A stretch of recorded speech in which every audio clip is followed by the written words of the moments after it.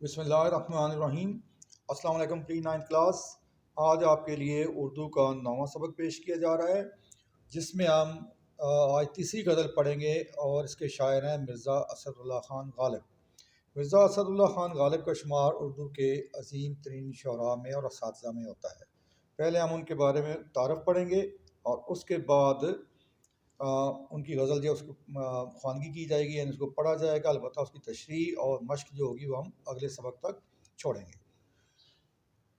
مرزا اسد اللہ خان غالب 1797 میں پیدا ہوئے اور 1869 میں ان کا انتقال ہوا، یعنی 72 سال ان کی زندگی تھی۔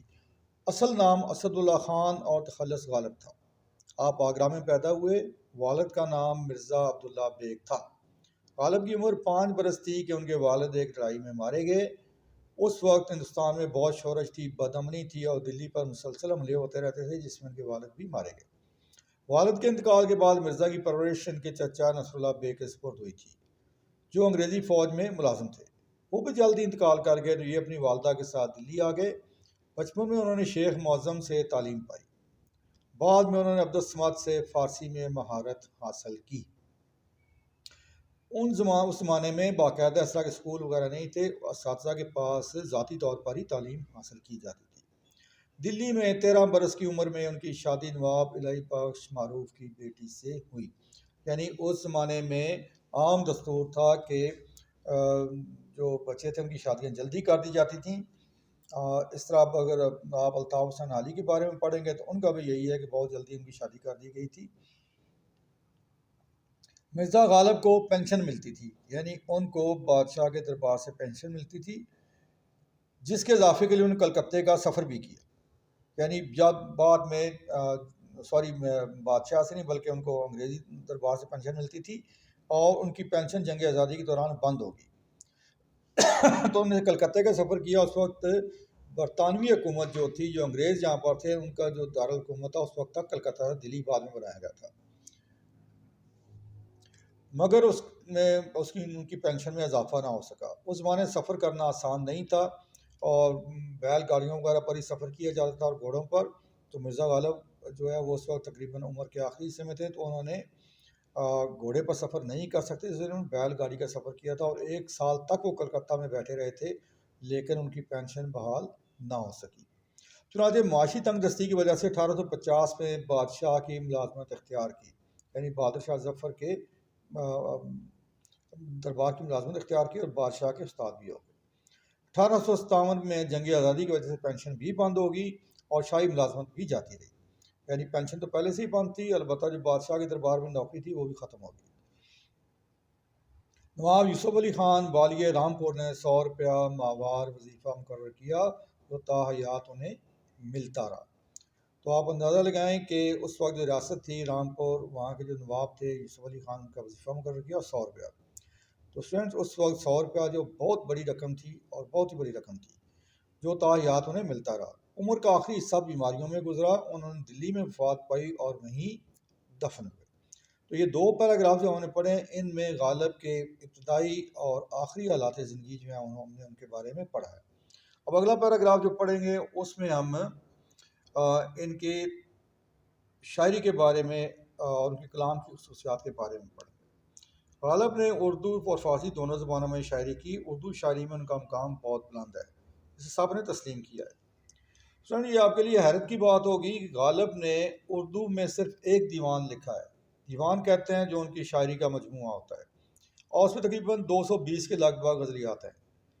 اس کے علاوہ انہوں نے فارسی میں بہت زیادہ لکھا ہے، جن آخری سمجھ جب ہم پڑھیں گے تو میں فارسی کے ان کے بارے میں کتابوں کے نام بتاؤں گا۔ انہوں نے 8-10 کتابیں لکھی، لیکن ان کو جو شہرت ملی وہ ان کے اپنے اردو کلام کی وجہ سے ہی ملی۔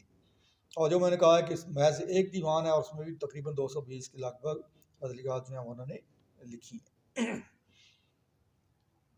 وہ بہت زیادہ وسعت نظر رکھتے تھے، یعنی زندگی پر ان کی نظر بہت گہری تھی۔ زندگی میں سے انہوں نے بہت تجربہ حاصل کیا تھا، بہت تکالیف اٹھائی تھی، اچھا وقت بھی دیکھا تھا۔ غالب ہر دور کے اہم شاعر ہیں۔ آج بھی جب اردو شاعری کا ذکر کیا جاتا ہے تو سب سے پہلے جن پر بحث ہوتی ہے وہ میر اور غالب ہوتے ہیں، اس کے بعد باقی شعراء کے نام آتے ہیں۔ یعنی اگر کسی نے شاعری کرنی ہے تو اس کو غالب اور میر کو ہی ایک معیار دیکھ کے ان کو اسی معیار کے مطابق وہ اپنے آپ کو بنانا چاہتے ہیں۔ ان کی فنی عظمت کو ہر ایک نے سراہا ہے۔ ان کی ہماگیر شخصیت کی طرح ان کی شاعری میں بھی بڑا تنوع اور بھوک المونی پائی جاتی ہے۔ ہماگیر شخصیت کہتے ہیں اس کے بہت زیادہ پہلو ہیں، یعنی کہ وہ ایک شاعر بھی، انسان بھی، فقر بھی، اور اس طرح کہیں کہ ایک ملازم کے طور پر بھی ان کی بڑی شخصیت کے پہلو تھے۔ تنوع ہم کہتے ہیں، عام زبان میں ہم ورائٹی کہتے ہیں، یعنی مختلف النوع ہونا، بہت زیادہ مختلف چیزیں شامل ہونا۔ بھوک المونی ہم کہتے ہیں رنگینی کو، یعنی ان کی شاعری بہت خوبصورت ہے، بہت رنگینی پائی جاتی ہے۔ ان کے یہاں موضوعات کا ایک لامتناہی سلسلہ نظر آتا ہے، لامتناہی نہ ختم ہونے والا، یعنی مختلف موضوعات کے اوپر انہوں نے اپنا کلام پیش کیا ہے، اور بہت زیادہ مضامین ہیں۔ ان مضامین کی ایک ایسی فہرست ہے جو ختم نہیں ہوتی۔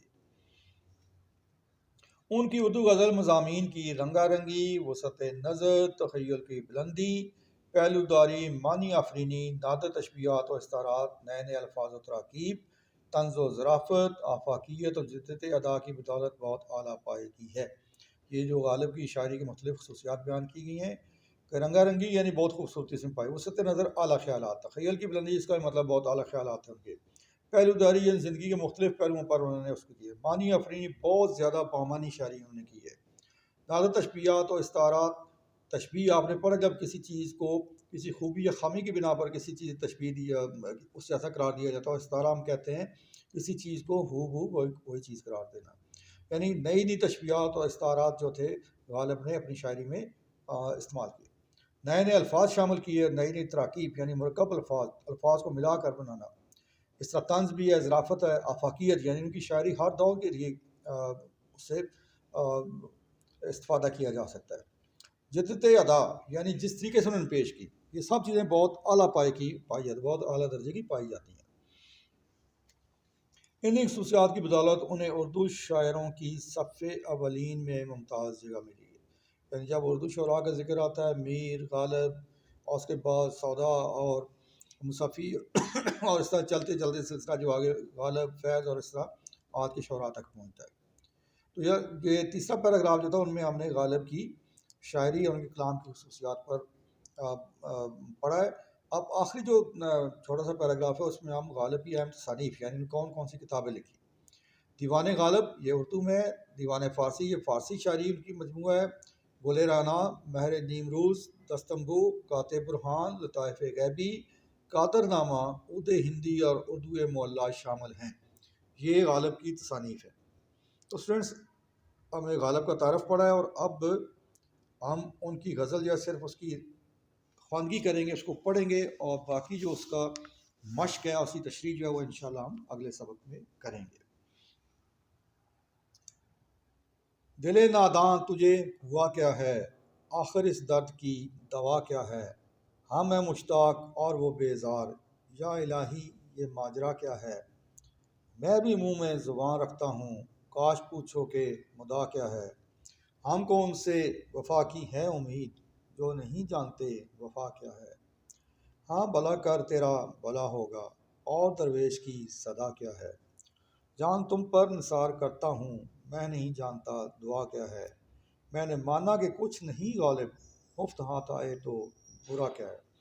تو اسٹوڈنٹس آپ کے لیے غزل جو ہم نے پڑھی ہے، اس کا جو آخری شعر ہے، مقطع سے اوپر والا شعر جو ہے، جان تم پر نثار کرتا ہوں، میں نہیں جانتا دعا کیا ہے، اس کا دوسرا مصرع جو ہے وہ اکثر جگہ پر اس نے میں نہیں جانتا وفا کیا ہے اس طرح سے لکھا گیا ہے، اور یہی بامعنی بھی لگتا ہے کہ میں نہیں جانتا وفا کیا ہے، لیکن چونکہ ابھی کتاب میں یہی کچھ لکھا ہے تو ہم اسی کو دیکھ کر اس پر انشاءاللہ مشق بھی کریں گے، اس کی تشریح بھی کریں گے۔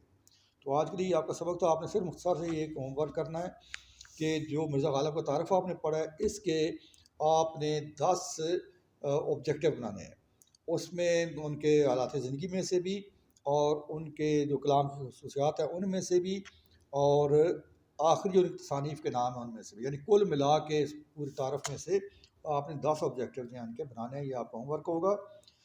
اس کے بعد انشاءاللہ آپ سے اگلے سبق میں ملاقات ہوگی، اس وقت تک کے لیے اللہ حافظ۔